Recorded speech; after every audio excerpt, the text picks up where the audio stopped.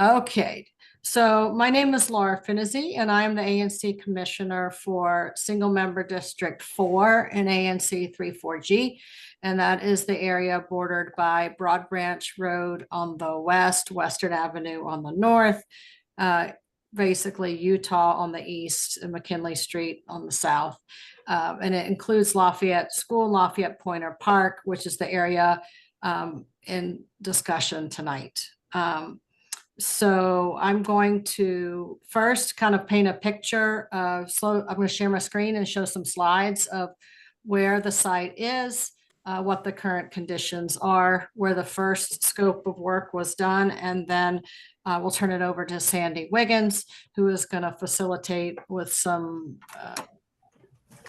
planning, hopefully getting some ideas of going forward. So I'm going to share my screen. And hopefully you can all see that. And then I will go to Google Slides. So, all right, let me see if I can go into my slideshow. All right, and then I'll scroll up here. Sorry, guys. A little rusty on the Zoom. I'll get better soon. Okay, so this is the Lafayette Pointer Park site on a Google Map slide. So as you can see, it's Broad Branch, Casada, 33rd and Northampton is the block. Lafayette Elementary School, a few houses, and the track behind Lafayette are owned by the school. Actually, this map is a little inaccurate. The park's property goes pretty much east-west across the very top of the track. The area that's bordered in red is basically the scope of phase 2 of the erosion project. Phase 1 was the lower part of this green area and some of the areas around the track. This is what it looks like in real life. And so again, you have this area in the northwest corner, which slopes down very steeply down to Broad Branch and Casada. Then you have an area encircled by a walking track. And then this west area slopes down the hill, also very steeply to Broad Branch Road, with some lovely plantings by the Friends of Lafayette Park along the street, a pollinator garden here. If I'm going too fast or you have questions, you can, I may be able to let you unmute yourself, but I think you should be able to do that. I didn't turn mute on. So one of the issues that happened was we've had a significant amount of erosion, and I'll get to one of the causes of that in a minute, but the erosion has led to significant problems, not only with the ground, but with the walking surfaces. There is a track that's going from the upper field down to Broad Branch and Casada. On the other side, you see a view of the upper field. It was used by 700 students during recess during the school construction, and the school and DGS had promised to decompact it and remediate it back in 2017, but they haven't. So as you can see, there are a lot of rocks left. Here's another area of the decompaction. They did close it off and do a very light aerating and reseeding and watering this spring, but it was not sufficient to compensate for 7 years of neglect. This is erosion in the area between the upper field and the playground just to the east. I think this is supposed to be like an ADA kind of ramp, but it's sort of a road to nowhere. And then this is the runoff at Broad Branch and Casada when it rains heavily. So as you can see by the color, it's really bringing a lot of the soil down, and the amount of water is causing some damage in the homes at Broad Branch and Casada, sort of down the hill in Casada. So those are the environmental conditions. As far as the political conditions, we have the city has appropriated money for this project. And they said they want to have somebody on board, a design build vendor this summer, and then start constructing next summer, and they will coordinate some meetings. They have told us that they will give us only 3 meetings. What we found with the phase 1 project is that they actually did not give us any meetings. They just told us the plan, what they were going to do. So one of the points of this is to get some ideas from the community ahead of time so that we can use our limited meeting opportunities, if they are limited, in fact, to 3 very efficiently.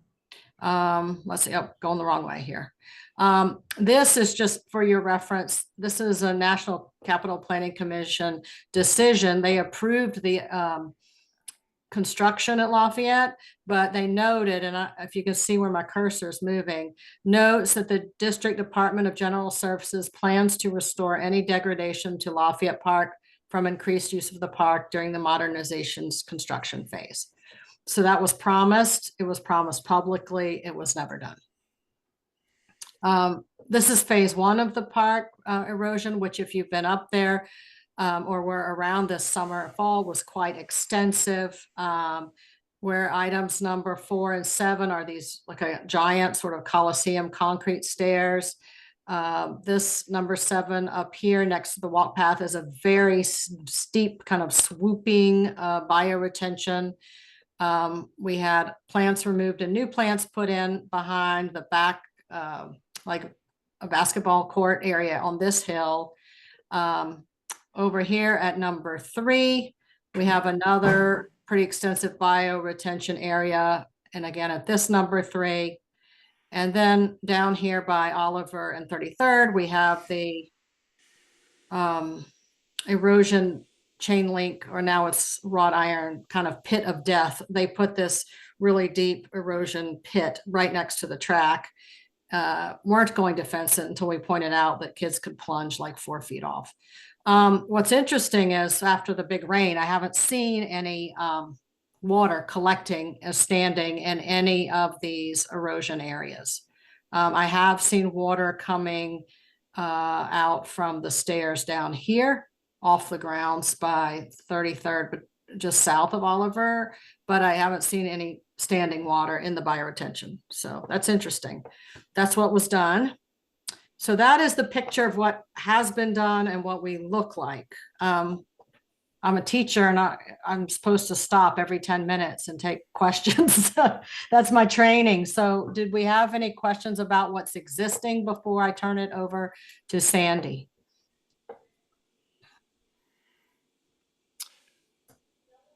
So Laura, I'm curious if I have one question. Do we know where this new 40-some feet of sway that is supposed to go around the track, because that could be affecting what's going down the stairs? I'm just not sure what where they're talking about putting that new Sure. So what Patty is referring to, and I can get out here, I'll stop sharing for a second and pull it up. But what Patty is referring to is a announcement that was put on the DGS webpage, but not actually shared with the community or ANC in any way, which I just happened to find it. So I'm going to share my screen again, and then I'll go pull it up for you. All right. Here we go. So when you go to the DGS webpage, which is the project website, this top link, January 2025, something that I found, but it was never shared with us, was about the field and the track and the drains. And if you look at the second question, some drains that needed to be replaced and repaired, not near the track, have been. 50 feet will be repaired or removed, and 400 linear feet of new drains will be installed. I asked at the quarterly meeting that was February 6th with DPR, I said, where are these drains? Why do we need them? Did the $2 million erosion project not work? And they refused to answer the question. They did not take it. I asked multiple times, put it in the chat to be answered, and they declined to answer it, which has kind of been their MO for community questions, unfortunately. So I don't know. Sorry, Patty. I don't know. Thank you. No, Okay. I was just curious because, it seems like an awful lot, 400 feet. 400 feet is more than a probably football the field. whole length of that side of the track. More. So that's work they're still going to do? is what you're saying? They just announced it in January that it was going to be, but Going it's to be not on done. the first phase one, but it looks like it's in the phase one location. But it was not part of they said phase one was completed at first, but now they say there's more to be done. But we don't know what that will be. But that's not really the focus of tonight. Tonight is Yeah. more the Okay, focus of. That was of just a phase question. two. Thank you. Yeah, I'm sorry, I don't know. Okay, so, Laura, yes. you said that, funds have been appropriated for this work on the northwest corner of the park. Do we know how much? I believe we should have over 1 million, but they did not specify, but based on what they had said before, that it was about 3 million, and we think that they've spent 2, maybe it's 1, but I don't know. Gotcha. Money has sometimes come and gone in the past. Sometimes they have money for things and sometimes they don't. I would like to turn this over at this time to Sandy. Sandy, I apologize, I don't have your whole biography memorized, but Sandy's been a leader in green institution, green planning, and also has done a lot of facilitating for groups. And also is a neighbor right on Casada Street.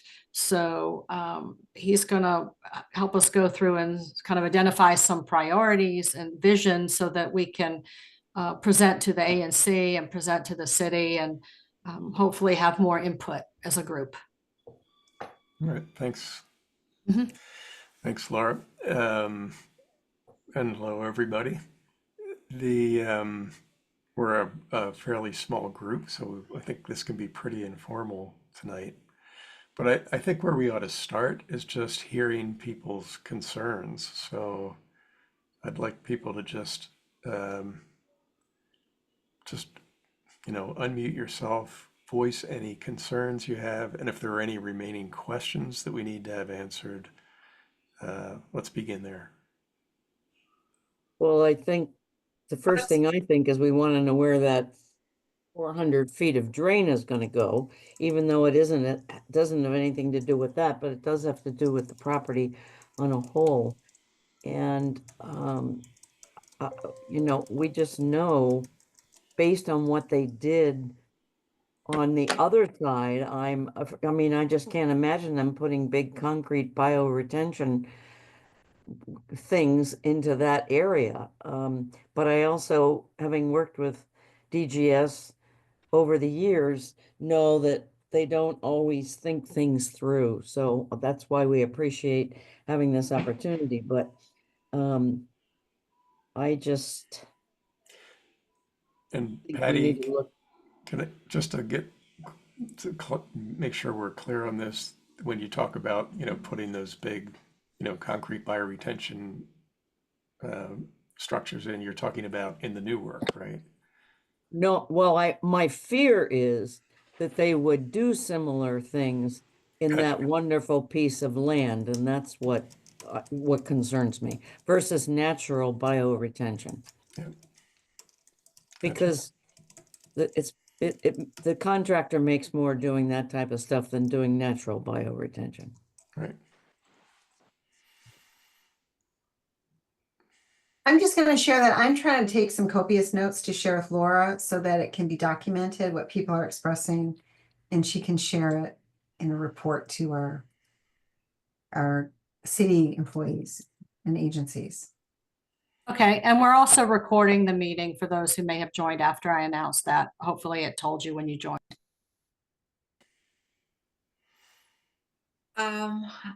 This is Nancy Slade. I was at the American Society of Landscape Architects annual meeting, which was held in Washington, D.C. last spring at the convention center. And I'm sorry, I'm having a senior moment. There's a woman, I went to Virginia Tech here in Alexandria, and there was a woman who was a classmate of mine, and also Francisco, who is the landscape architect for the city, was a classmate of Virginia Tech. I didn't know him, at all. And I only discovered that when we were doing the walk around a couple years ago at Lafayette. But I said to this woman whose name I cannot remember, but I will get it to you. I said, she is in charge of the DGS part of this, is my understanding. And she said, oh, I said, oh, you're doing this stormwater management thing. You know, it's quite extensive. And she said, yes, yes, yes. And I said, well, you know, the real, or that wasn't the erosion problem. The erosion problem is on the other side of the park. And I said, when you get, and I understand that there's money for that park in 2025. And when you get there, please, we do not want this intensive construction on that side of the park. That's not, the park is supposed to be a park, not a concrete landing pan for stormwater. So I said, please convey to Brent that we want something more holistic. Now, whether she and Brent go back and forth, and that's their business, they work together. Whether she did that with him, I have no idea. But it's my opinion that whatever happens on our side of the park, successful or not, should be the reseeding, the aeration and reseeding of the top field was a huge improvement to Broad Branch and Quasada. I mean, once that was done and the grass came up, we had storm, but we had no brown runoff coming down the Patterson Street stairs, down the sidewalk, down our street. So if I have anything to say to this group, I would say, that's what I would like to see happen, whether the city pays for it or Friends of Lafayette Park pays for it. And perhaps the same treatment on our side of the park, the Quasada Street side, as a holistic way to handle the erosion. We need our paths done, fine, let them do that. I think if they've got a budget number, like others have said, they want to spend the money, they'll contract it out to people who, you know, the city can farm it out to. So, you know, I don't know, this could fall on deaf ears, but anyway, that's my 2 cents. Nancy, that brings up a really good point that we should probably be looking at. And that would be, Laura, that area, that upper field area, since it has obviously already made a difference, be maintained by the city as well. I mean, now supposedly the lower track is going to be, although the lower field, although they haven't done a darn thing, as we know, we're already past the fall planting season, well past it. And if they put anything down in the spring, it's just going to die because they can't water it. But at least getting them to agree to maintain that upper area on a regular basis would be a start. Well, one thing that has happened, and this is going to be in my DGS oversight hearing testimony tomorrow, is that DGS has really scaled back on what it will do for natural areas as compared to what DPR used to do. I found letter from Derek Schultz, who was in head of grounds maintenance for DPR back in 2012 and 2012. And, you know, he was talking about resodding fields, doing the aeration, doing sprigging, doing reseeding. And basically, DGS has said that they will not resod Lafayette. They will not, and then their only maintenance, I'm reading here from the screen, will include mowing, trimming, de-weeding, infield dragging, and edging. So basically they have pulled back from good grass field management practices as far as aerating and reseeding and decompacting, resprigging. They've taken it off, and it's been taken off DPR's website as well. References to it. You have to find older kind of archived pages to see that level of maintenance held, that DC holds itself responsible for that. It's no longer something they claim responsibility for doing. Is that something that Friends of Lafayette-Pointer Park would consider taking on? Well, we would certainly need to get an awful lot more financial support than we saw in our last our last little thing that we sent out.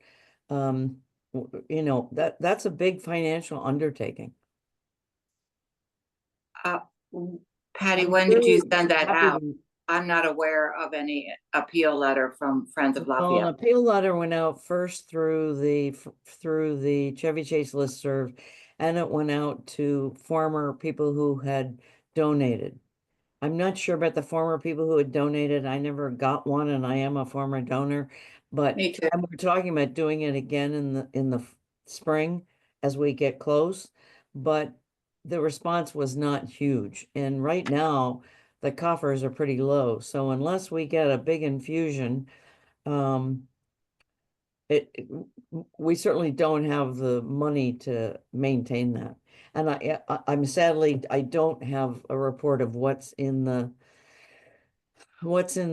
treasury right now, but it's not a huge amount.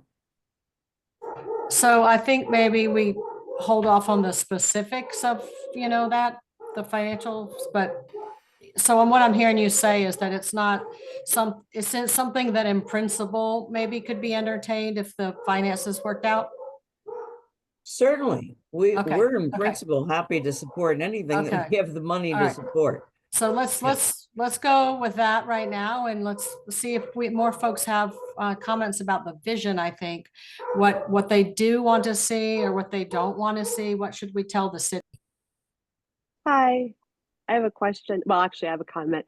My name's Catherine Barnes Demeter. I actually grew up on Quesada right by Broad Branch, and I'm very familiar with the water that I probably played in a lot that flowed down the street. I actually don't live right next to the park anymore.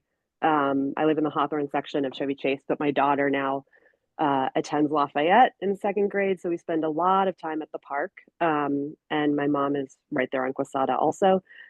I mean, I'll be honest, I have a background in urban planning, and I was very excited to have the work that they did to the Lafayette being done. I'm a little disappointed with the end result. As Nancy referred to, it's a bit stark.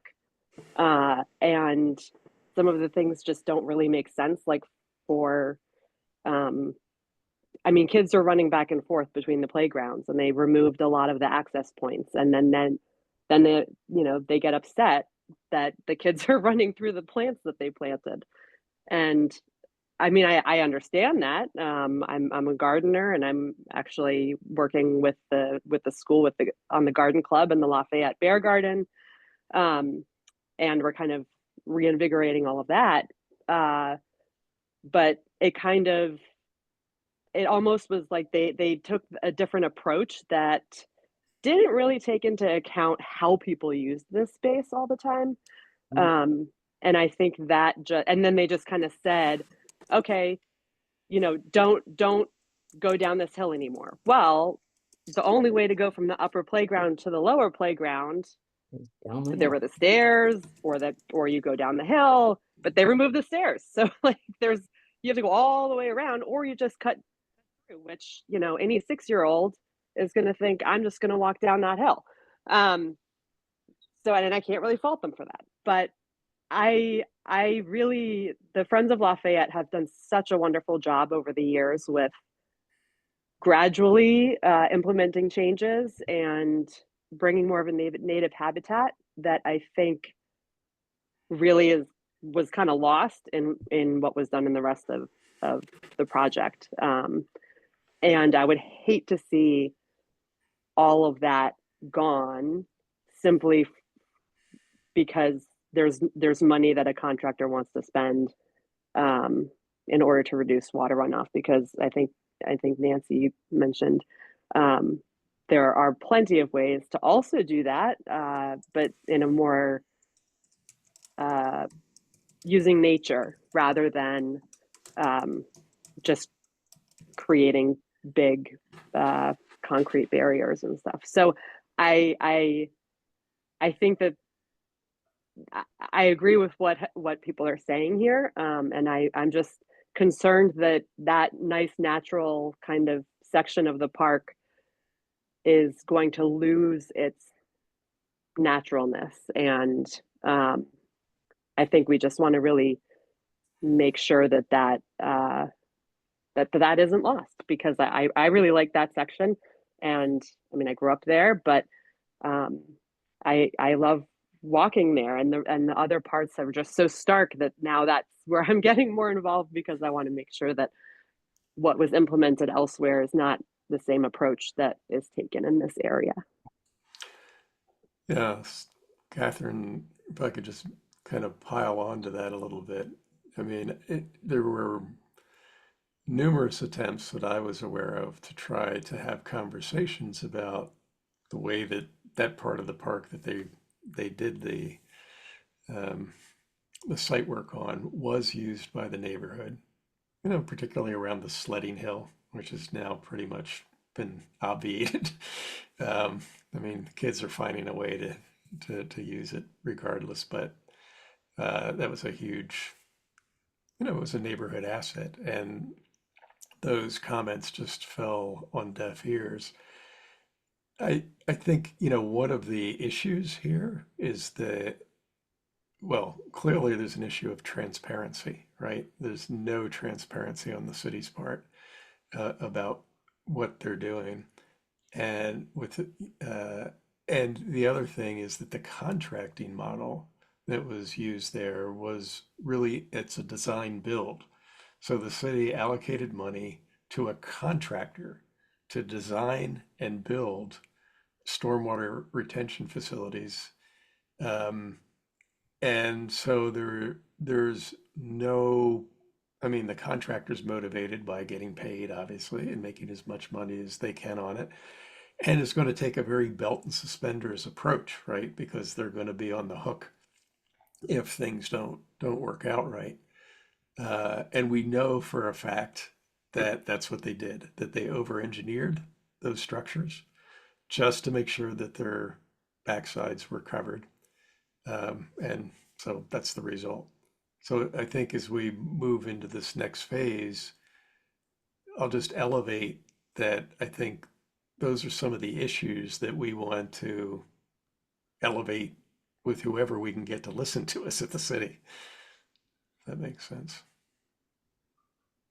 But isn't this next project going to be design build too? That was my understanding. That's what they announced What in they do. November. I don't know that the contract has been let, but that's what they had planned to do.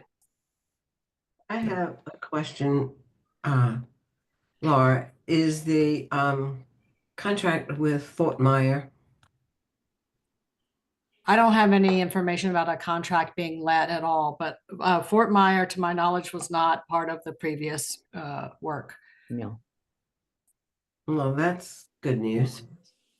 I think the last contract was with Wiles Mensch, which is a big and very competent firm. They walked the park with us, Laura, back when we did that one with the mayor. I think that was the one. One in The October. one where she said she would put in a grass field, right? Right. Well, yes. And then she wanted a dog park at the top of the, Right. so yeah. She considered it wasted space. Mhm.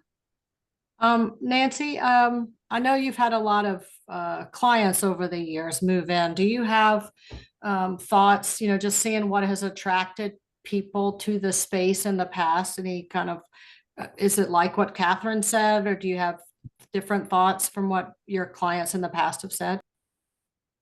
Everybody loves, oh, which Nancy are you talking to? Yeah, which Nancy? I'm sorry, that's right, of Nancy Wilson Real Estate. Yes, yes. I'm Okay. sorry. Yeah. Uh, everybody, treasures the park and just can't wait to move in and have the park close by. And they use the site on Broad Branch for picnics, for kids to just run loose. Yeah, everybody loves it. And they love the green that is there. As far as getting the Friends of Lafayette Park to even consider taking care of the grass, to me is a terrible idea because I don't think they can possibly keep it up for 20 years. It's true. And the city needs to cut that grass. It should not fall to the, Oh, I don't want us to cut it. I want us, if we could reseed and, just reseed it, that would be a huge help. I don't know if it's gonna work on the Quasada Broad Branch slope because it's so eroded. right. And Plus it it's could so be, shady. we could get, if Grass we could won't get grow in Bartlett shade. or Davy Tree to come and talk to us and say, this is what could be done with these trees. I mean, we're all worried that we're gonna lose the trees. And, Bartlett and Davy Tree are not gonna get the contract from the city, but maybe they would do something pro bono, or maybe we could, again, afford to have them just do a consult about what could be done in a holistic way there. Nancy, can you please speak to why you're worried about the trees? Why would we lose the trees? Because The the dirt. ground is so eroded, it's just really just dirt and stone, I mean, right now, everything looks terrible. But when spring comes and grass will bloom elsewhere, on this particular section, it's really just dirt, and we had the city arborist come. I don't know if any of you were on that walk around. And he was saying, well, you really can't, just put soil on here because the roots are on the surface. And he may be right, but I'd still like a tree expert like Bartlett or Davy to come and tell us what we can do there, because the city's going to come with, they're not going to want to put grass down there. They're going to want to do something different, and I can't even imagine what they're going to suggest. I mean, even mulch would be better than nothing for the trees. Yeah, So- Nancy, I agree. There's no way we're gonna get grass down there. You have to have at least 6 hours of sun to get grass to grow, and grass has never grown down there and is never going to grow down there. But there are other things that can be done. How about daylilies? Well, we've lived here long enough to see we live right across the street on Quesada Street. And, prior to the renovation of the school, that area was fine. I mean, It was fine. It Right. was sparse, but there was well-established vegetation and we weren't getting the Absolutely. erosion. Just native Right. vegetation. Right. Yeah. And when obviously when the renovation happened, that all went to heck. So, based on my experience, that site certainly could be restored I using agree. natural vegetation. It just has to be appropriate vegetation. You know, I think it's a great idea to have, arborist come in and really take a hard look at it. But, all of that topsoil has been lost Right. and really needs to be replaced. And, one of the big issues is going to be slowing down the water because there's nothing to do that now. So all the water that comes off the top of the hill sheet flows over that part of the site. And since there's no vegetation and the topsoil's gone, it's just going to continue to erode and erode and erode. So there is going to have to be some kind of structural intervention to slow the water down, whether that's temporary or permanently. And it doesn't have to be concrete retaining walls. I'm just there gonna are- screen share for a second so you Yeah. can see the picture, but keep talking, Sandy. Yeah, I mean, there are lots of ways to create natural bioretention basins and bioswales that don't require all that structure and that are, beautiful, frankly. So, So I just want to share that I think what's really important for Okay. this project is that they must take into consideration the condition of the hill before the renovation and what was in place at the top of the hill. There was that fun little mound that was between the dog park and, Mhm. Mhm. and that was just Where now. these kind of strange walkways to nowhere are now. That is what's there. We Which want were that gone. supposed to be for handicapped accessibility, but Yeah. a wheelchair will not fit in them. Yeah. Another example of, But I think that we just, my point is, I think that there has to be a historical evaluation of what was there when things were not problematic, what was taken Right. away, how do they fix it at the top? Because it's, even if they do put things down and they put new topsoil on and stuff, it's just gonna keep getting flushed because the water is just not being handled at the top of the hill like it was before. And those mounds were there for a reason, and that's probably why they were put there. Well, originally they were put there to keep the dogs and the children separate so that the dogs wouldn't run into the playground with the kids. I don't know whether that worked or not. I'm not sure that really stopped the erosion, but anyway, Well, what has changed at the top of the hill besides what has that? changed is the fact that during the school building construction, 700 children every day were up on that upper field, and that just got compacted into concrete, basically. And so nothing was done to renovate that area after the school construction ended. And it just became concrete that water ran off of to go down that area along Broad Branch. I think mean, there Nancy, actually there were you- also some large, mature, very old trees that we've lost, I think, in that Yeah. section as well. And I think those trees maybe helped keep some of the erosion. I think that helped alleviate it a little bit. And once we lost those trees, I mean, I remember them as a child, and they were huge when I was a child. So I can only imagine how big they were. One was actually only a couple of years ago, but I think that seemed to happen almost in conjunction with the school renovation. And I mean, as a child, there was grass there. There was grass in both of those fields. There were trees in those fields, and it just has not been taken care of and maintained. And it's kind of frightening that the approach is to come in and Concrete. just build giant retention, walls, and there's so many natural ways that we can handle this. So one thing that I am feeling from this conversation is that, and having been trying to be very active in the phase 1 part of this project, I was such a pain in the butt. I got to know all the people, the DPS, who the DPR people were. I was begging them to let us give input. And I got the Department of the Environment and energy folks to come out who had to approve the permits for that. And they came out and did a walkthrough with Patty and Sandy and I, and they hadn't approved the permits yet.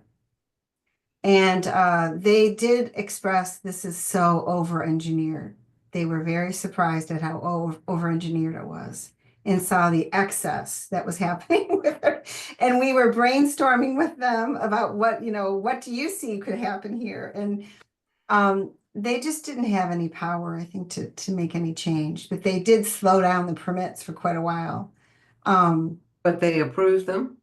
They ended up getting approved. So I think that seeing how disempowered we were, my perspective right now is that we should raise money for the Friends of Lafayette Park to have the arborists come and have some people, and we have some really smart people in our neighborhood who know a lot.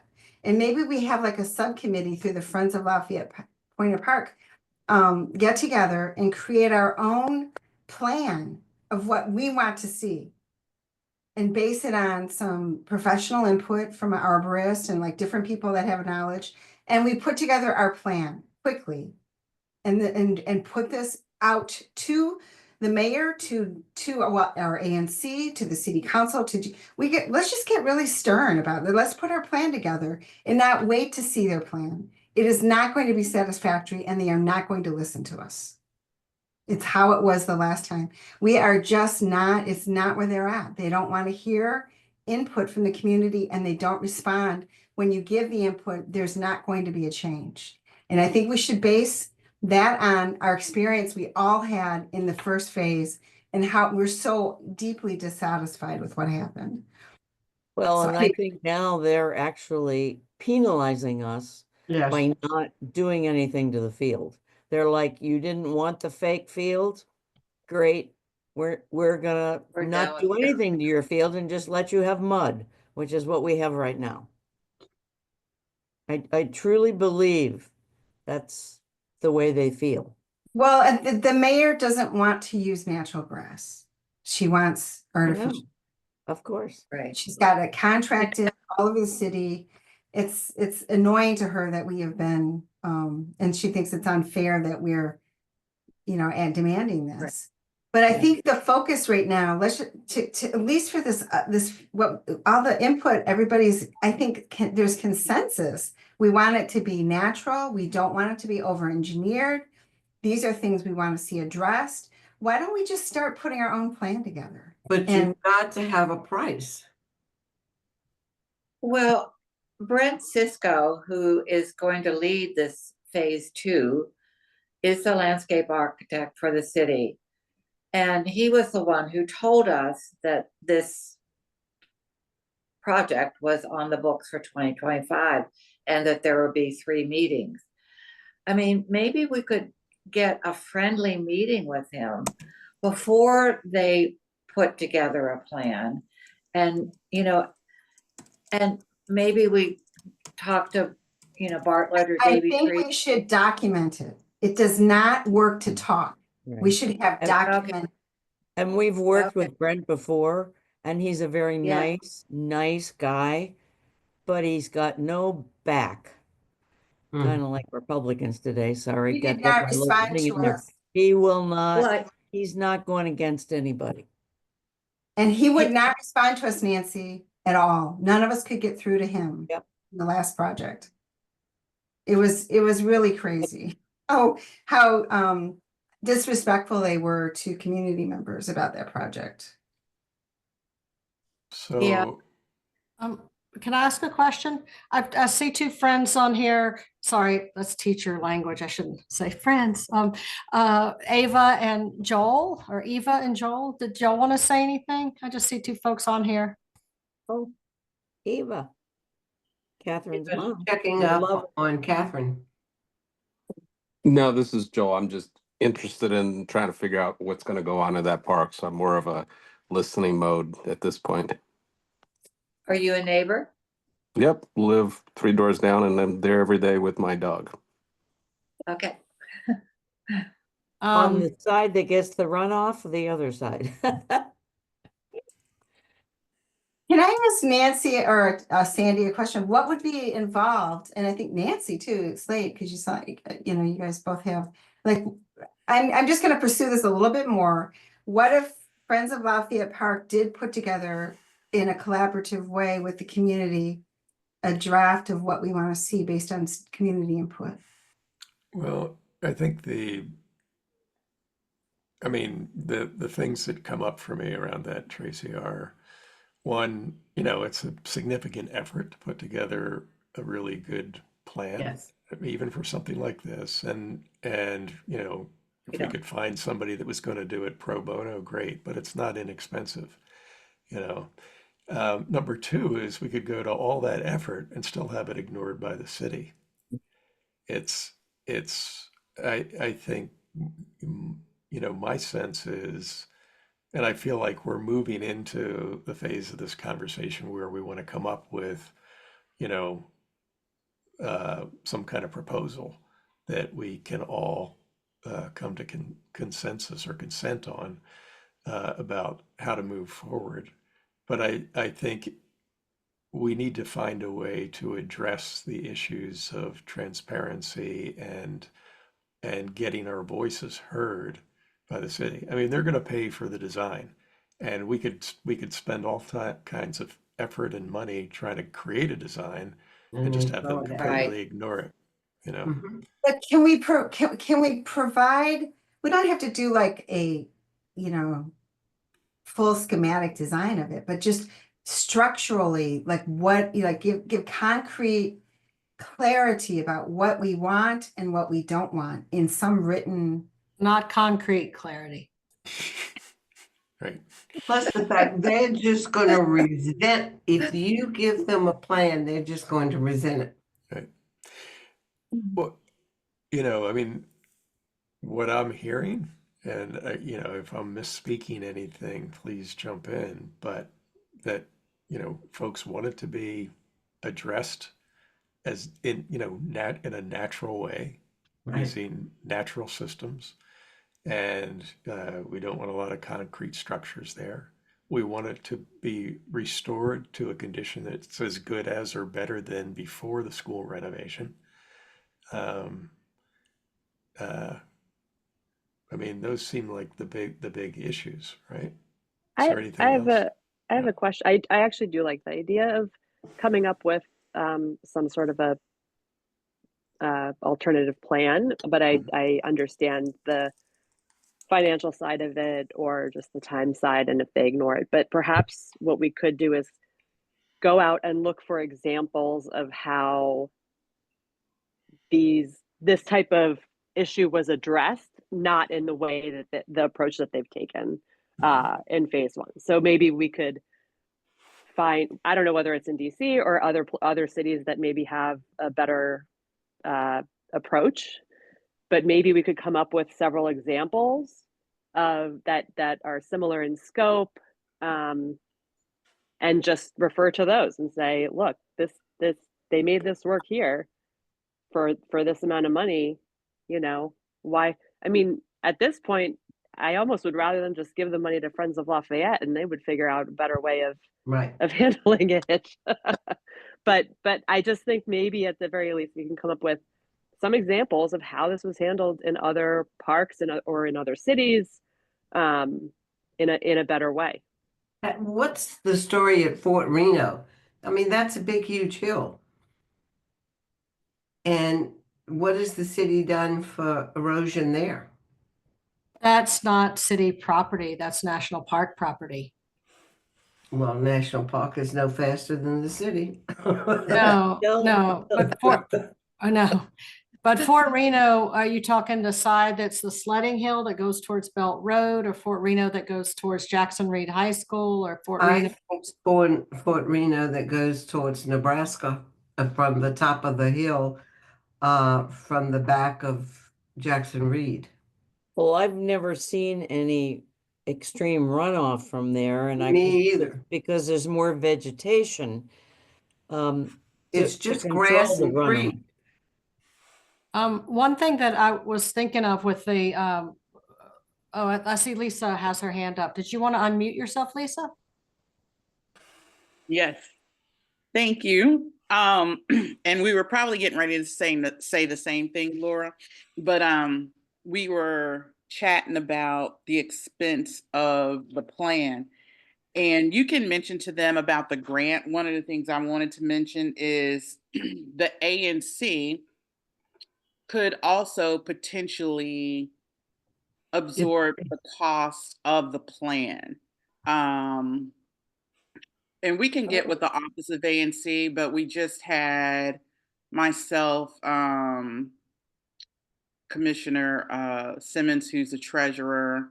I don't know if it was on the same call that Liz was on, but there are occasions where the ANC can apply or expend funds for, like, say, a technical expert or a technical plan, especially in the event where the city does not provide that same plan or expertise.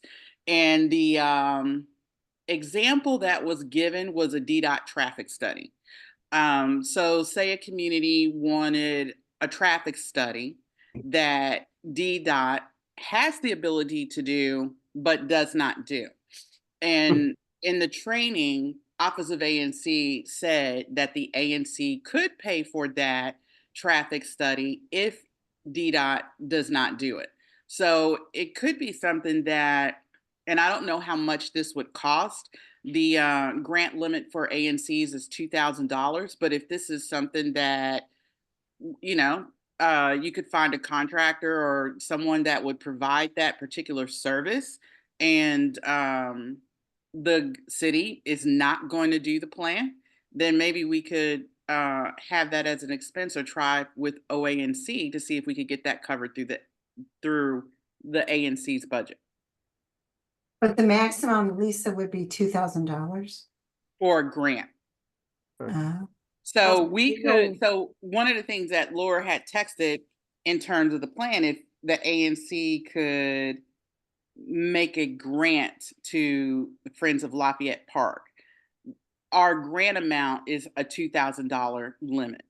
Okay. But when she said that, I started thinking about, you know, the technical expert, and there's a couple different funding mechanisms for ANC. So there is actually a technical expert fund. So we actually might have 2 to 3 routes, but it's something that we can check into to see if and especially if this would cost more than $2,000, I would say let the ANC look into trying to get this funded through the ANC.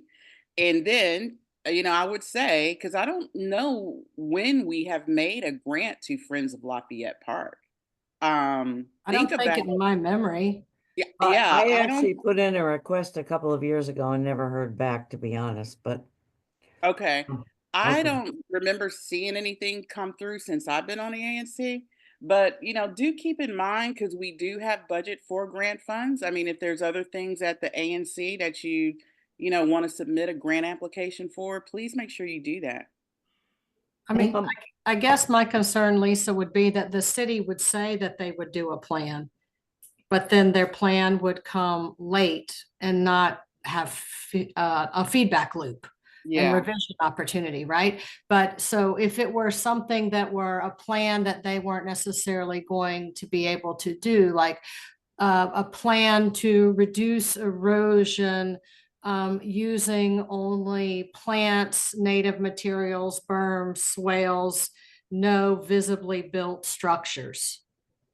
Mm-hmm. So maybe there is, you know, there is some underground people that specialize in that. Yeah, but maybe, you know, maybe there could be like underground piping or something, you know, or there's some sort of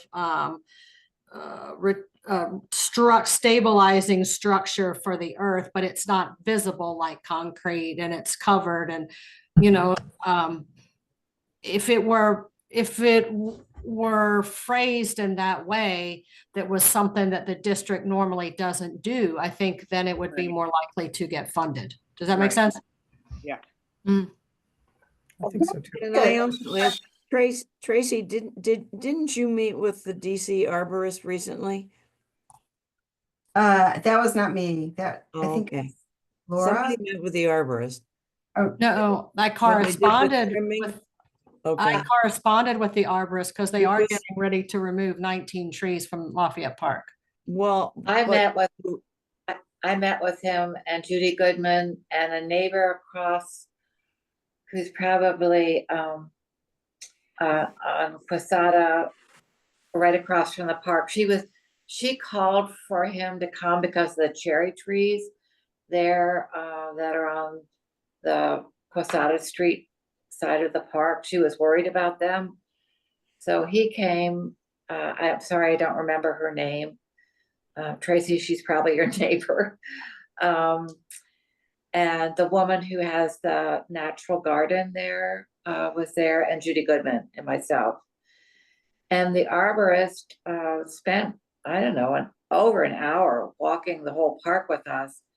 His focus was on all the invasive trees that have popped up on the perimeter of the park. And so he was really focused on that. And when the I cherry. looked at the plan, it looked like mostly the invasive trees that were along the alley that were the trees that were supposed to be removed. Well, that may be. He walked us all the way along Broad Branch and said, oh, this tree should come out, this tree should come out, this bush should come out, honeysuckle, blah, blah. And, but he was like into it. And we were like, where have you been? So I'm interested to know that he's, moving forward with anything. He But offered to meet with us. Pardon me? He offered to meet with us. so maybe Yeah. action for the Friends of the Friends of Lafayette-Pointer Park could ask for a meeting with the arborist. Yeah. And he seemed like a good. Can I ask a question just around the issue of, we have, I think, 4 ANC members in this meeting with us right now, and you're hearing us complain about like that the city wasn't collaborative in any way. They didn't want to really engage, even though I don't think that we were trying to be pesky and angry at them at the start, but it did escalate a little bit where we got really frustrated. But what is your opinion about that? Like, what can we do to have a better working relationship with DPR, DGS, the public school, the people that are dealing with this, the grounds and the construction? How do we improve this? And do you have any thoughts about that? Are you surprised to hear how frustrated we were how frustrated we're feeling that we didn't have any input and opportunity to make change that would have been much better for the community than what we ended up with? Nope. So I'll start out. And again, this is Lisa. No, I'm not surprised at your anger. I think in the previous ANC term, we were all very upset. I attended that meeting and I thought it was actually disgraceful. There's no other word for it, but it was pretty disgraceful. The community meeting that they had on this project. There's no opportunity for community input, no opportunity for comment. It was a one-way conversation. And for something of, this magnitude, it just should not be that way. In the past, DDOT, not so much DPR. Every agency kind of has its culture. Some are very easy to work with. Some we get to know. So when you're talking about improving relationships and trying to get agencies to go the extra mile, it does take relationship building. So I was out on Barnaby Street today looking at an overgrown tree.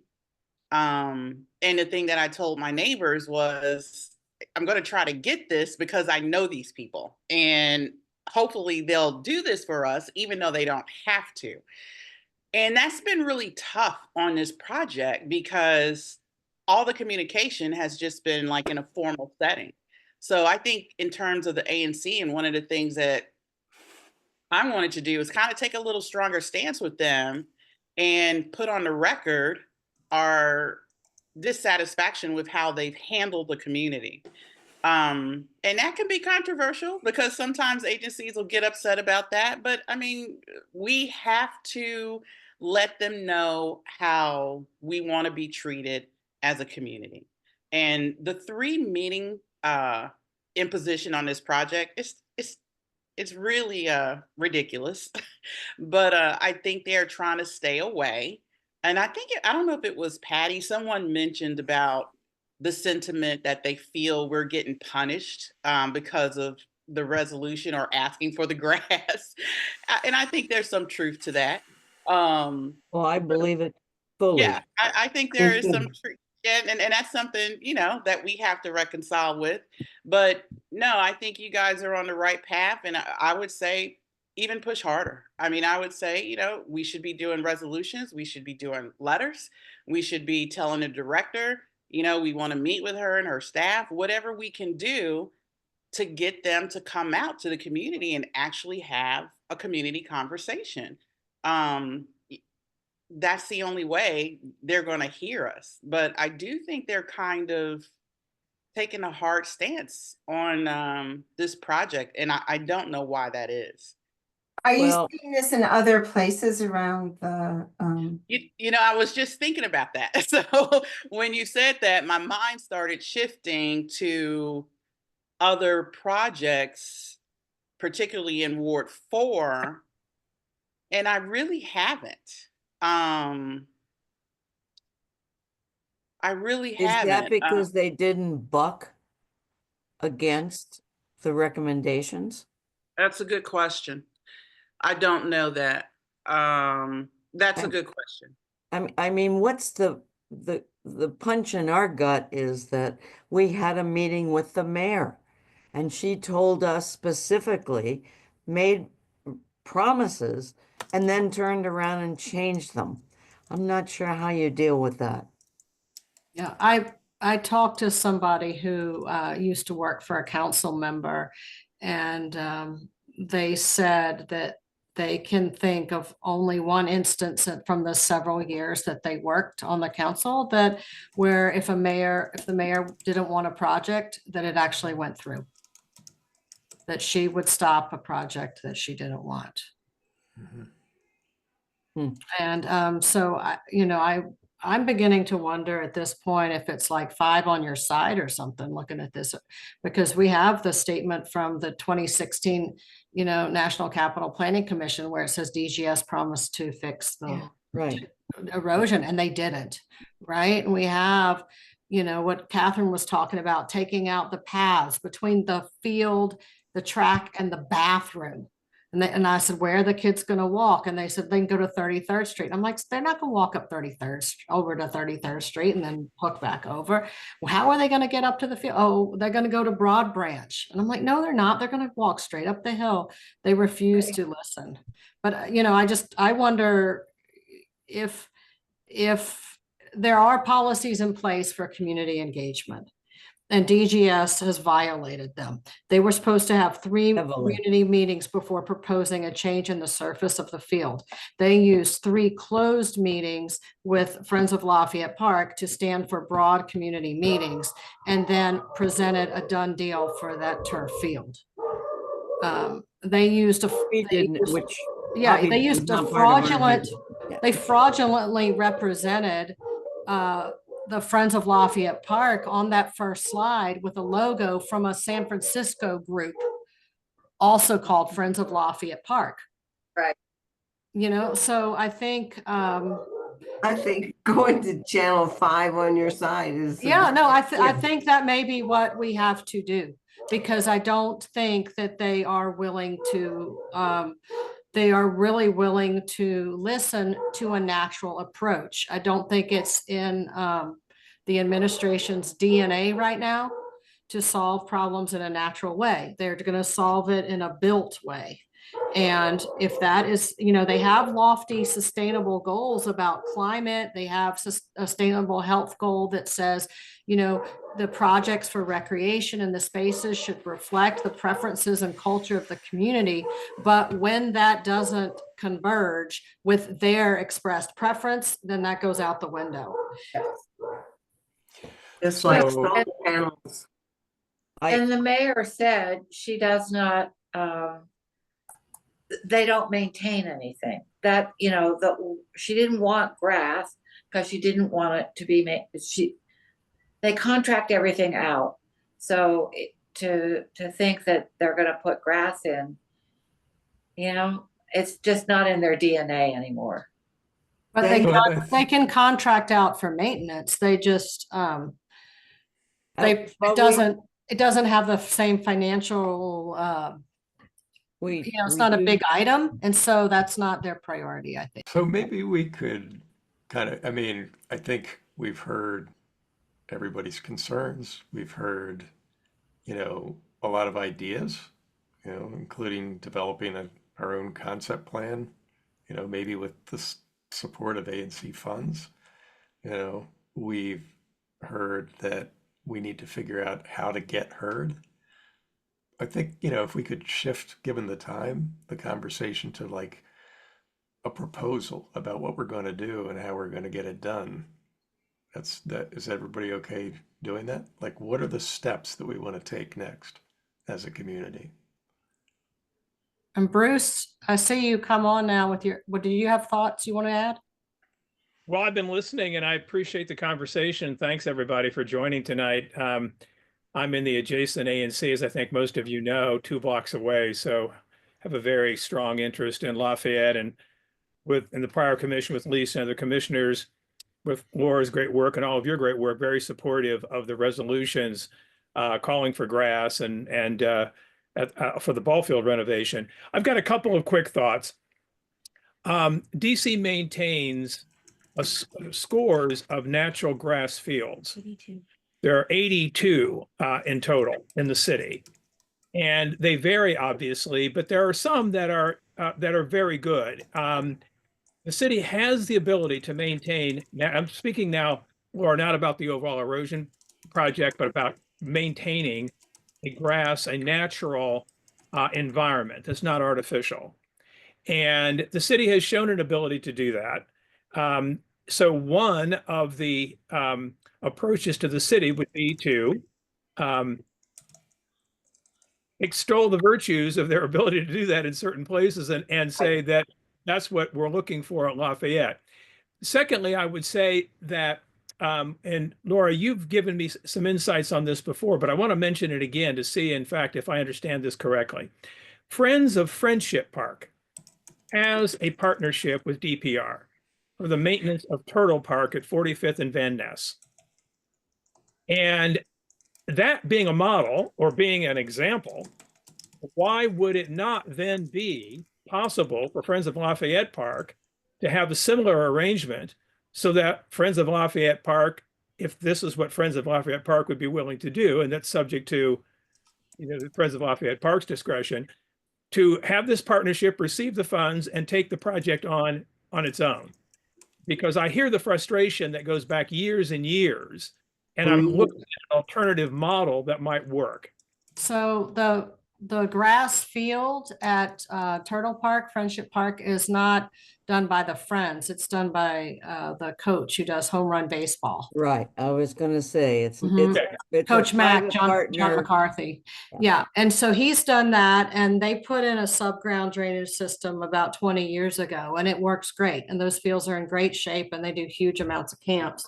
And the city lets him do the maintenance there, and he runs his camps, and they provide a lot of camps in disadvantaged areas. They provide scholarships. It's actually a very good like public-private partnership. But what the city has not done for other grass fields, the Friends of Hearst Park raised money to redo that grass field, and the city refused to give them entry permits to do that work this fall. The Cap City they want to put in artificial at Hearst. No, the city does, but the Friends of Hearst Park. I know. I'm talking about the city. Yeah. Okay, but they refuse to let the private 501c3 use their money to fix the grass. They refuse them entry to that field. Then Cap City Little League also raised money to redo Randall Field on the east side of the park, and the city refused to give them the permits to help. So those are all important instances in which partnership or collaboration, city support hasn't worked. In the cases where it has worked, though, I'm wondering if that would nonetheless be something to point to say, well, why can't we have the same kind of relationship? So at Friends of Turtle Park, Friends of Friendship Park, if the coach is maintaining the field, that is nonetheless some sort of example of partnership. He's doing it, he's joining in. The city is allowing that to happen, not overriding his involvement. So I'm just wondering if we could push the envelope a bit on that. And then the other thing that I would say is that as you travel around the city and look at other fields, which I have done, if you go over to Dwight Mosley, Mhm. South Dakota Avenue, this is a natural grass field, which is, at least when I was there in May of last year visiting it, photographed it, wanted to see what it looked like, was in very good shape. My point simply is that the city, in certain instances, has shown an ability to maintain natural environments. Now, this isn't again talking about the entire erosion project, but I would push the envelope on a partnership with Friends of Lafayette Park if the community wished that to happen, and the ANC could be, it seems to me, very helpful in trying to move that forward. Bruce, one question, the field you just mentioned, you said looks so good in the spring. Do they have a school adjoining that field? I believe they do, Nancy, and it's a very large field. It's several baseball diamonds if you've ever been over there, White Yeah, Mosley. I mean, that's pretty different from what we have, which is a small field with a lot of people using it. And you know, The other thing I was going to say is that, and I think all of you know this, and Laura, I know, we've talked about this. If you will recall, the third community town hall that I did looking at artificial turf and natural grass, when we had 7 national experts who are practitioners and specialists in cultivating, designing, and building and cultivating natural grass fields. The expertise is there to do this. This is not, as one person, Jared Minnick, who was the head of the sports complex, the soccerplex in Boyd's, Maryland, Germantown, Maryland, said, this is science, but it's not rocket science. And the expertise is there, Nancy, even in a heavily used field, to have a natural grass field properly designed, built, and so forth that will stand okay. virtually any use case. I So don't want to I don't want to break it up, but I totally understand that. I was the facilities director at Stone Ridge School where I maintained both for a number of years. That's not the question here. The question here is the city does not want to maintain it. And are we willing to take it over? I don't think financially we can. I know what it costs to maintain a field like that, having been there. So I think we need to get beyond that. The city made us a promise that they would put the field back at Lafayette. Are we going to hold them to that promise? I think we have to really, really work on that. We have verification. Laura has all of that. They haven't even put one bit of grass seed down there, I know, in the last at least 5 years, if not 7 years. But tonight is about the next project that we're afraid they're going to bumble up because they don't want to listen to us. So if I could, Bruce, I think that's a really intriguing idea to think about moving towards a public-private partnership with the Friends of Lafayette Park. I gotta tell you, we don't have the strength at Friends of Lafayette Park to do that. I don't want to be a naysayer, but we have a hard time getting people to sit on the board. That's a pretty major commitment. And I'm telling you that the reason that Friendship gets it is because the city's getting a kickback from the guy who runs that program. Yep, Believe me. I am sure that's correct, Patty. Yes, they're being paid to support that program.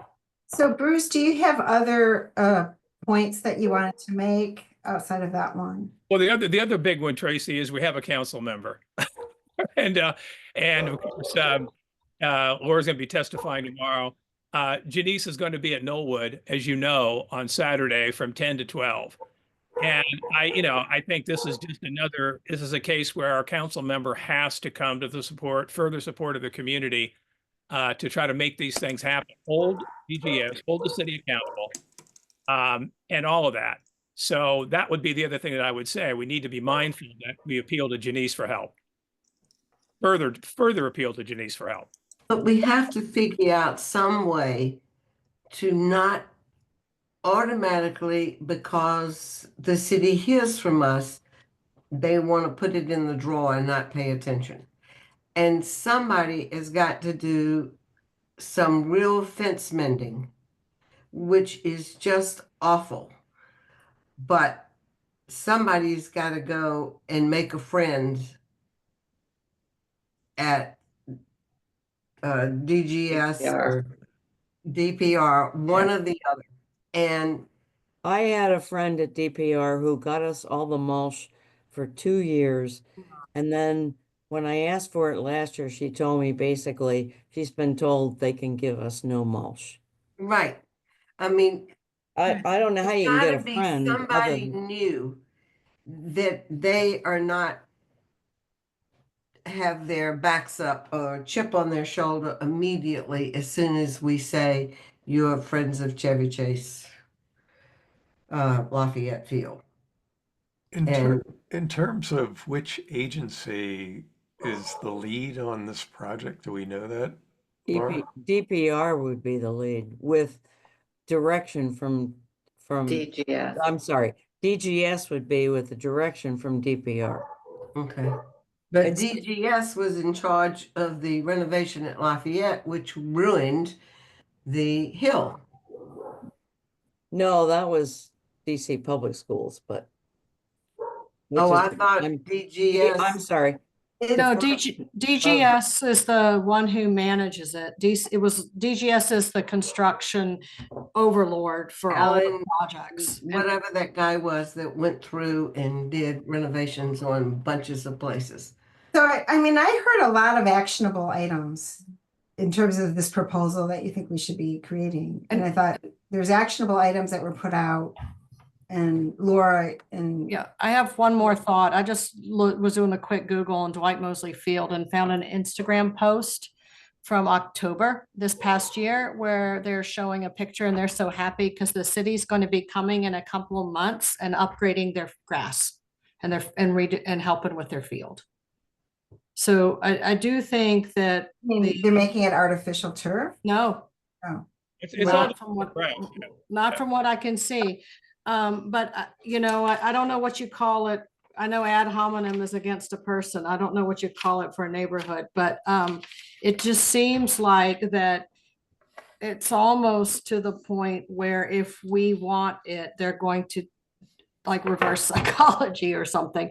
But I do think there's a bias against natural things in favor of built construction things. But I think there's also an unwillingness to be seen as giving our community what it wants. Laura, just a thought. I think you were on the call with DPR a couple of weeks ago when they updated on all their projects in Ward, well, across the city. But they updated on Wards 3 and 4 quarterly update. yeah, quarterly Yeah. update. That's what it was, right? Mm. And it was Cisco, right, who was the briefer for DPR. And he spoke to the mix of fields they have. And this, again, I understand this, the erosion project is more than that. But in terms of what the city is willing to do, they are willing to support natural landscapes. They do that already.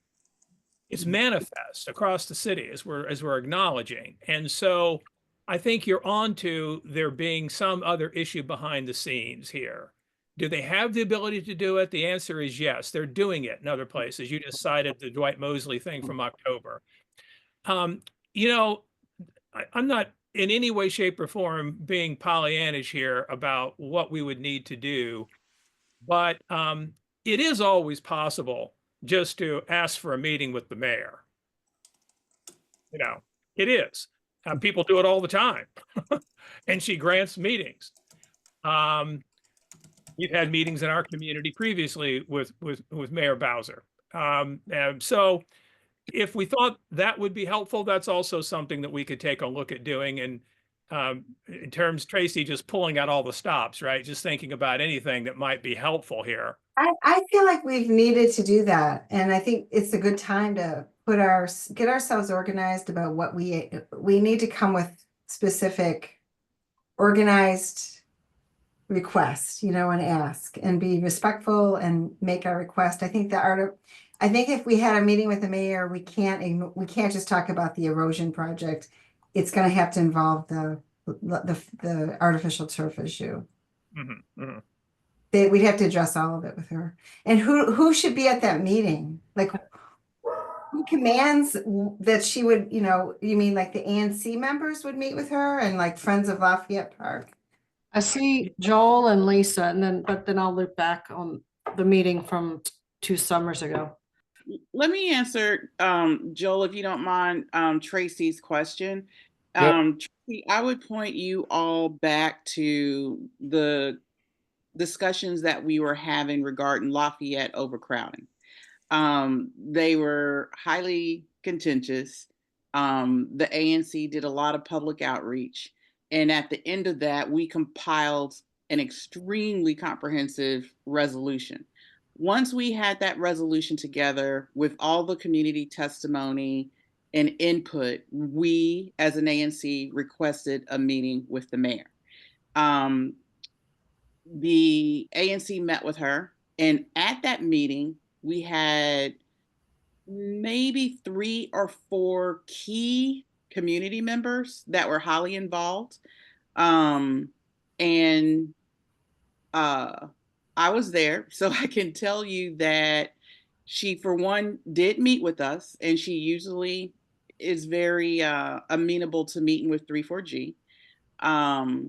We gave her an overview. We talked from an ANC standpoint, then we let community members talk from their standpoint. We were on completely opposite ends of the mayor. She listened to us, but she made it very clear where she stood, and she told us why she stood that way. Now, what is interesting and why I bring this up is because at the end of the day, she said, "Is this what the community wants?" The ANC said yes. And that's how we got the Military Road Academy. That's how that shaped out. And she told us at the end of that meeting, she said, "I'm going to get with the chancellor. I'm going to ask the chancellor to issue a letter." And she basically told us what it was going to say. That letter we had in our pocket by the end of the day. So, yeah. So I do think a meeting with the mayor is something that, we should probably do, because there's something here. And she might just tell us what it is. I mean, she might be honest and just say, here's where it's really coming from. But at least we could put together at least a request. And I think she probably would honor that with us. So I just wanted to point back to that Military Road Academy, Lafayette overcrowding discussion as an example. Thank you for that. And thank you all the ANC members for being on this call. It's really wonderful that you guys are volunteering all your time and I offering see hands support. up. And I see Joel's hands and Liz's hands. Mhm. Yeah, so this is Joel, and just by way of introduction, I'm over in Lisa's district over closer to the Murray Field, and I'm, in full disclosure, a Murray parent, and I'm a supporter of the Murray Field. But so for those of you who, I won't go down the rabbit hole of turf versus grass, but I wanted to just make a couple points because I'm one who's had kids in Lafayette. My kids are now already moved on out of the public system, but I care about that place. I think what I'm hearing after listening to you guys for an hour is there's a lot of anger and animosity on both sides, and I'm saying the government and the community. And until I would say, and I'll say you guys, just for lack of a better word, can find a way to break through those barriers and find some common ground. And I think this is what Lisa was pointing out. I hate to say it, my grandchildren may be hearing the same discussion. And point I'm making here is, you know, we all have to put our guards down. I've heard comments like somebody's getting kicked. Some people in the government are getting kickbacks for a field in another place of the city. Like that kind of discussion, I don't think leads to progressive for us to advance on this situation. So I think finding what does the community want, and it can't be, you know, we only want the organic grass field with the, you know, certain kind of plants, but that here's what we're willing to do. And then I think what Lisa's pointing out, and candidly, on this I'd agree with Bruce, is go and talk to the mayor and try to figure out where the issues are. I cannot believe that the Chevy Chase DC neighborhood cannot raise enough money to maintain a field. I take my dog out there to Lafayette every day, and I can assure you, I think all of us, if we put, you know, a little bit of money on it, can probably keep that place pretty well run. And I think that's my only, you know, it's not a question, but really an encouragement for you guys is to really kind of lower the guard. The other side's gonna have to lower the guard. We're gonna have to find some compromise Right. to work together. Would you like to sit on the Friends of Lafayette board? We were looking for people. If I have time, I'm more than happy to help. I'm not sure I have the time, but I'm more than happy to help. Thank you. Liz, did you still want to say something? I sort of have a comment and a question. I don't know if I live in SMD 07, so this isn't really my bailiwick personally, but I'm part of the ANC commission, so I have a real interest in how things go in the ANC. I wanted to circle back to the question of having a plan for a moment. And I don't know what the timeline is for getting to the mayor, if that's going to be possible. But it struck me that it might be handy to have a plan to propose, because it's harder to reject something. I'm going to use the word concrete. Sorry, Laura. It's hard to reject something concrete than something abstract. Tangible. So thank you, tangible. If you could present even an outline of what you would like to see, it's harder to say no to that than it is, well, so what is it exactly that you want? You know, like, I mean, I don't get it. It's out in the ether. I think that could be useful if time permits and money permits.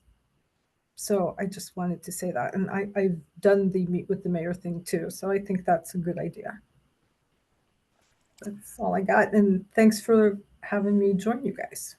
And I would add, though, that there was a meeting back in the fall, I guess, the summer of 2023. So long ago. The summer of 2023 with the mayor. It took quite a lot to get the meeting. And we had to submit bios and we had to submit talking points and all these things. But we got a meeting. I was there. Friends of Lafayette Park was there. I was there as a neighbor. And Michael Zeldin was there with the ANC. And we had a pretty comprehensive list of maintenance issues with the park. She had lots of agencies. And it was it seemed very productive and collegial at that time. And then we had a follow-up meeting in September to go. They had done some of the maintenance items. And it was kind of a status update. Again, it was very productive and collegial, kind of going back to Joel's point, you know. And then in October, they said, we're going to have another walkthrough. And I came to that meeting thinking it was going to be, you know, more kind of punch list, but no, it was a totally different group of people from the agencies. Nobody was there that had been there before. There were new contractors brought on. There were contractors brought on board. They wouldn't say what their scope of work was. The principal from the school was there, and they said they were maybe going to consider turf. That was the first we had heard about it, and they weren't looking at any of the maintenance issues. And after that meeting in October, or that walkthrough in October 2023, the agencies pretty much refuse to take calls from the neighborhood. And you may remember Bruce, and I don't know if you were, and Lisa was there. And Liz, I don't know if you were, you've been to ANC meetings before you were commissioner, but the mayor's constituent rep came on in January 24 and was asked directly, hey, we're hearing that turf might be an option on the field. And he said, I can't talk about it. Like, can you tell us when we're going to have a meeting? I can't say. He wouldn't give us any information. And that was pretty much their MO until that March meeting where they presented a final plan. After that, they came once in person, and after that, they refused to meet in person again. It's only virtual webinars where people don't get a chance to speak. Some questions are taken from the chat. So it's I don't know that the building, it's like we didn't break a bridge. It's like I don't even know what happened to the bridge. There seemed to be a bridge and then it just seemed to be gone. I don't know why. And they don't seem interested in reconnecting the bridge. Let's I just guess. try. I'm gonna say I Okay. just joined the Friends of Lafayette Mhm. Park group. I'm on the board now. I'm very excited to contribute and find a way to help. I don't think that we should raise money to deal with grass maintenance. The city has plenty of technology to do that, as Bruce has pointed out. There's tons of grass they have to mow anyway over there. And I think that we do raise money to help garden and do all this other beautification there. So I think, that's part of what we do.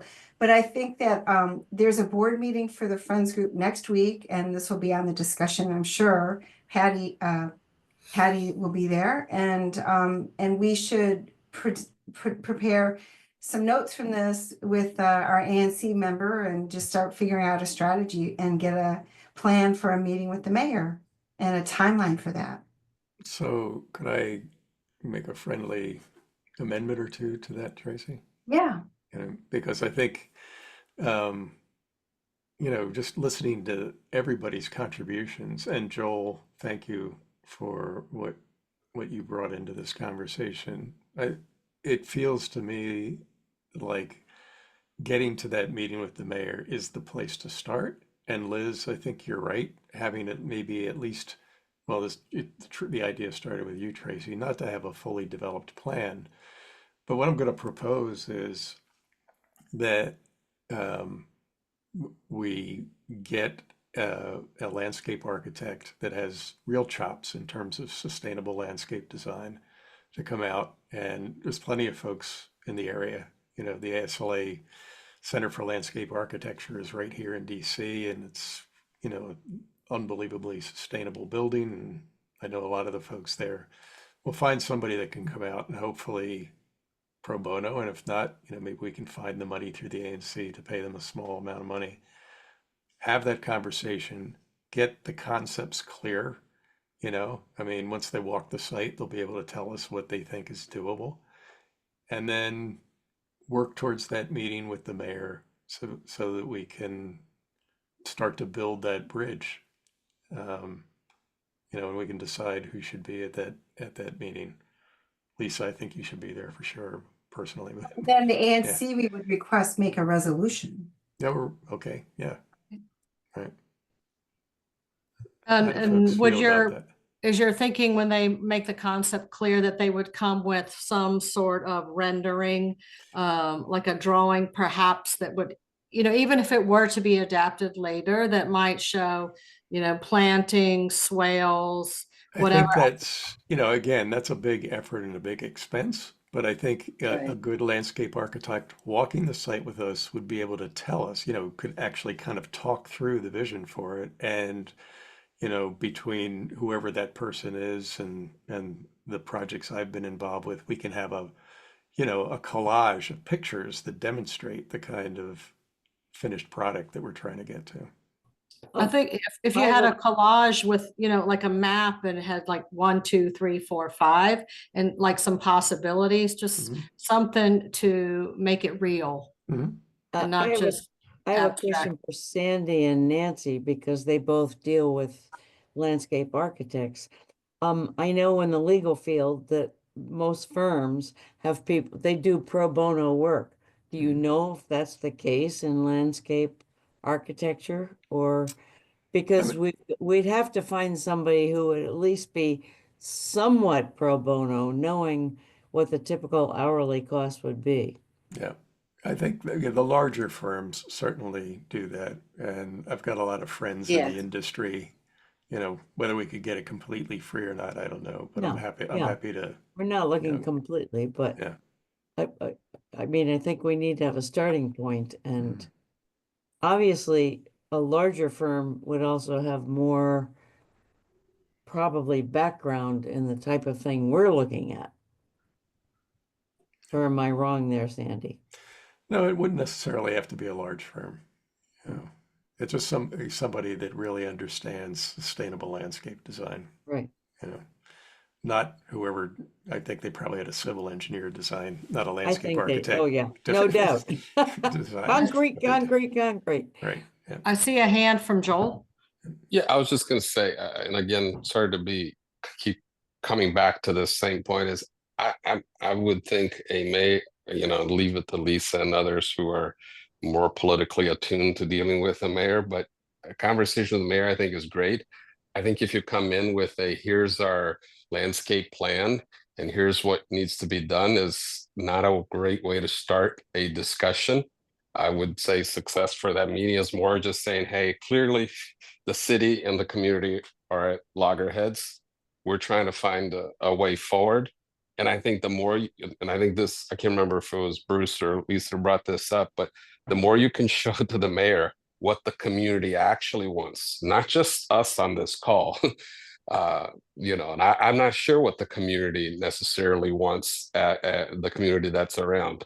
My guess is they're more interested in functionality than sustainability, but that's just my gut feeling. And so I would just suggest being a little bit broader as opposed to come in with here's the schematics and here's what you need to do, Mr. Mayor, for us unless otherwise we're going to go back to our battle stations. So keep it simple. I agree. Yeah, I mean, Joel, I don't disagree with that either. But I think, listening to Liz, I do think being able to not have a finished plan and saying we demand this, but saying, and you're right, we want to test it with as many people in the community as we can, but say, we all went through this other experience. We'd really like to have something more like this. The community feels really strongly about it. How can we move toward that? And it's actually, I mean, frankly, doing a good sustainable landscape design is far less expensive than building concrete retaining walls. So I think there's a way to kind of do both, demonstrate what it is that the community I is don't looking disagree for. with you. Yeah, yeah.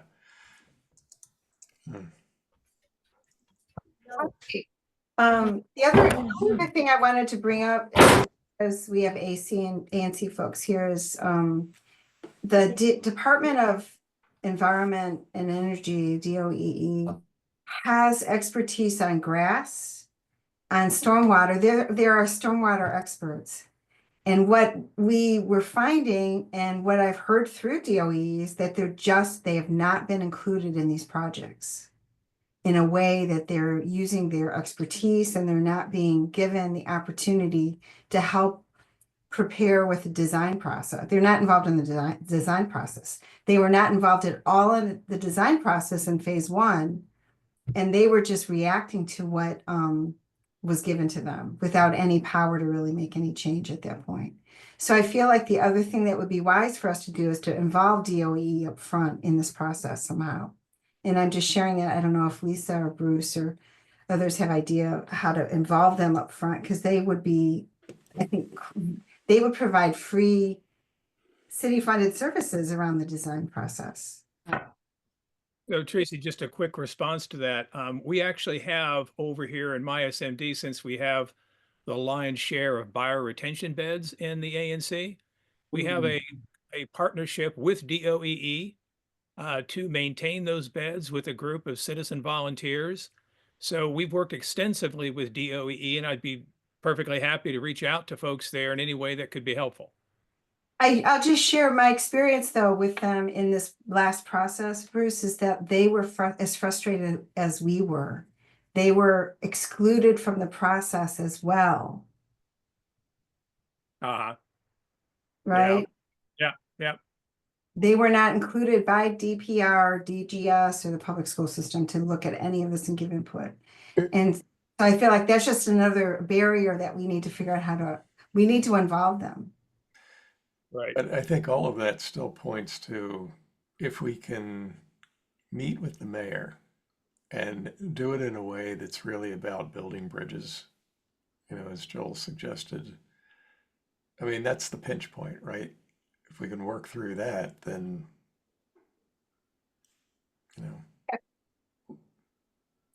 So if I think we're going to need to kind of wrap it up just so people can get back to their evenings, but this has been really helpful. So let me see if we can look at some action items and just make sure we know sort of where to go going forward. I think, Bruce, do you think you could reach out to the DOE? Yeah, sure. You offered to do that. And then maybe Sandy, if you could reach out to landscapers and perhaps once Bruce has talked and Sandy has talked, then a little walkthrough together and try to come up with a concept plan or some ideas. Yeah. I think a gentle collage or, just some handfuls of photos maybe wouldn't be too pushy. And I think we can talk with Lisa about asking for our meeting with the mayor. Does that sound right? Through the ANC? Yep. Okay. And then I'm trying to think. And then Patty, you said there was going to be a board meeting. Yes, Okay. next Thursday. Okay. And so if you can get a sense of FOLP in maybe two ways, maybe what, their sense of the priorities are and also what they might be willing to take on if funds permitted.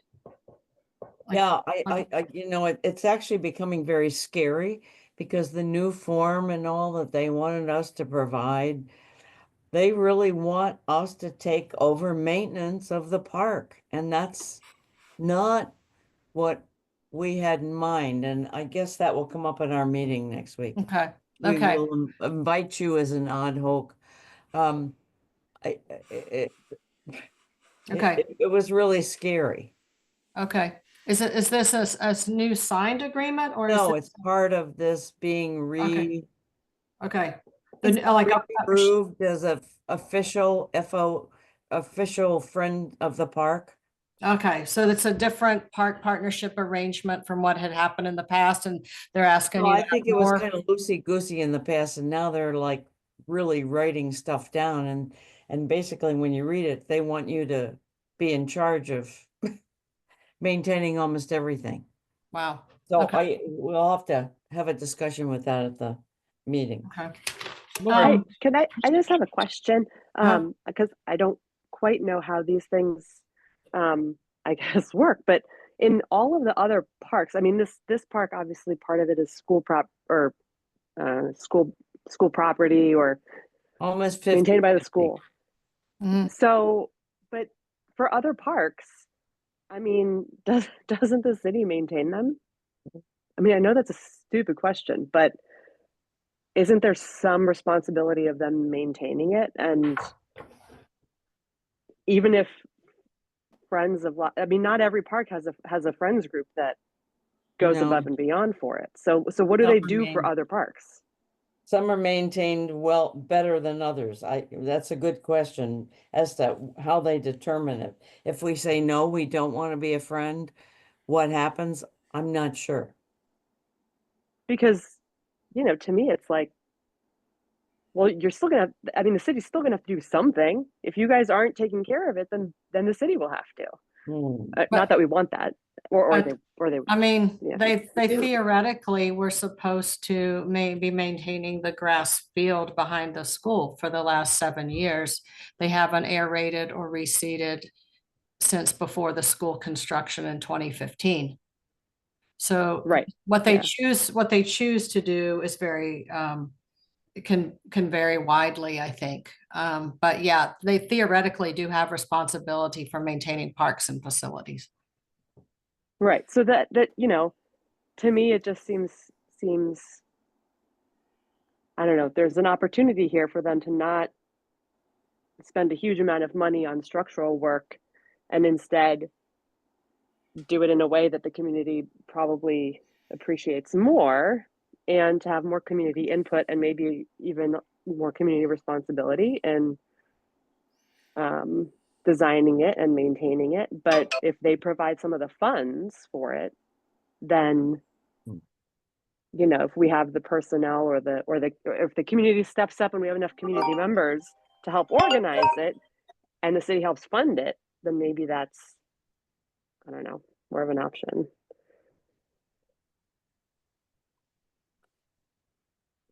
All right.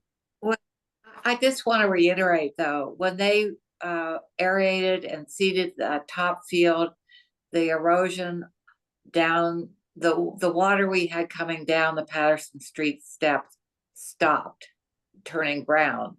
So, I mean, there are, like you say, holistic ways to deal with this. And I think that point has to be made to whoever we talk to in the next step, that Yeah. was a very cheap, I mean, Simple fix. simple fix for what we had experienced for 8 years, waiting for them to come to the point. And thank you, Laura. It was your finding that letter from Fine Arts or whomever you did that said that this should have been part of the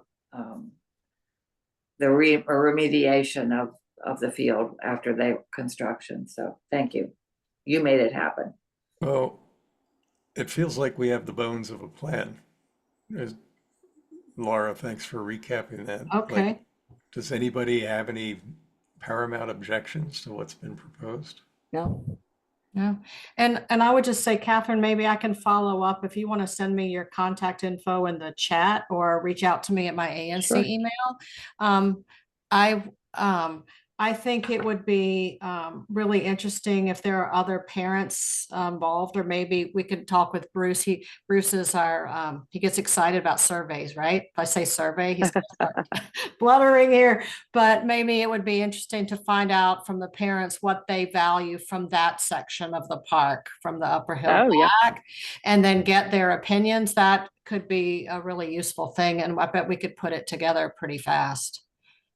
And Yeah, I see I think that would be great. Yeah, we should definitely do okay. that, because I hear the comments and we talk about it, you know, at kid drop off or pickup, and in the efforts that I have undertaken with the Lafayette, the Bear Garden. They restarted their garden club at the school, which is great. I will say this principal is a lot more Open. yes, toward all of these approaches. So Okay. if and we have good lines of communication there with this principal. So Okay. I think that this will be a different experience than the previous administration. And yes, I would love to, because I hear it from the other parents, but I think frankly, a lot of people don't know how these things are being done. But like the stuff that was done right next to the school, they're like, why was it done like this? Why did they do this? I'm like, we can get involved. Yeah. Yeah.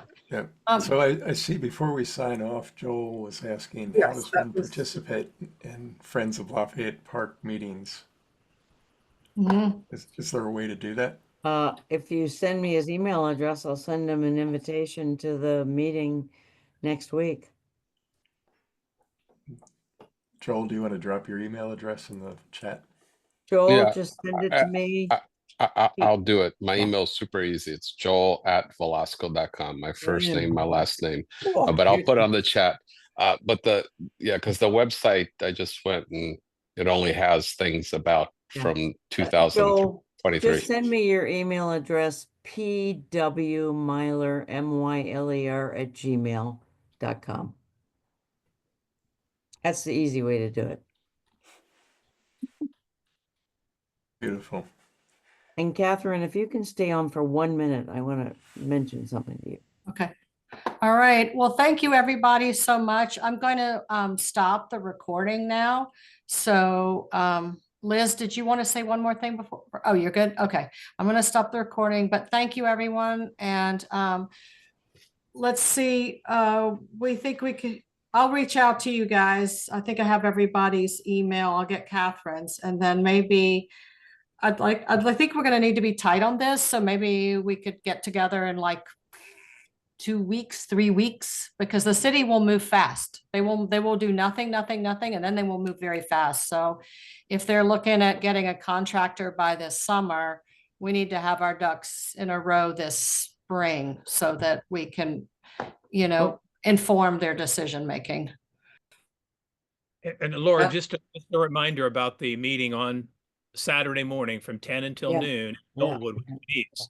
It's very important for folks to show up and voice your concerns at that meeting. Thank you. Will And I do. look forward to seeing you there. I'll be there. Good night, everybody. Thank Thank you, you. everybody. Thank you All right, for all. thank you so much for coming, everybody. Thanks for organizing that, Laura. Thank you, Laura. Thank you, Tracy, especially, and Sandy.